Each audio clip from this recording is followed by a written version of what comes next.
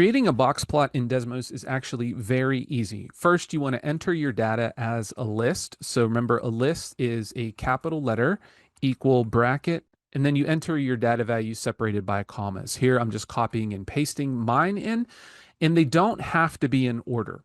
Then on the next line, you literally type box plot. Put a parenthesis in your list name, and it will automatically generate the box plot. Now, you probably can't see it a lot of times. All you do is hit that zoom fit button and it will bring up your box plot for you.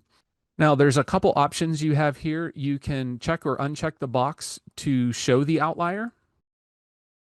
And you can see me going back and forth between that.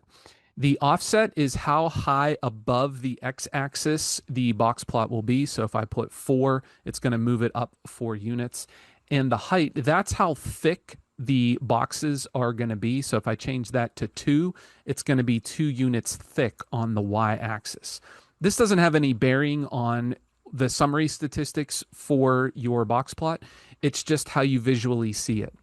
One of the reasons this offset function is very important is because it's very helpful when you're comparing box plots with data sets. So if I put in another data set, I'll call it B. So here is the data from the example.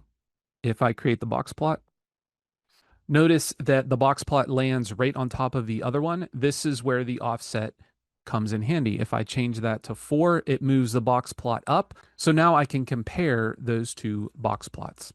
Also, what's nice is you can add in or remove data values and the box plot will automatically be updated. So for example, if I change this 155, if I just absolutely eliminate it, it's going to change the box plot. If I made it 197, it would greatly change the box plot because that would be an outlier. And if I zoom fit that, you could see the outlier right there.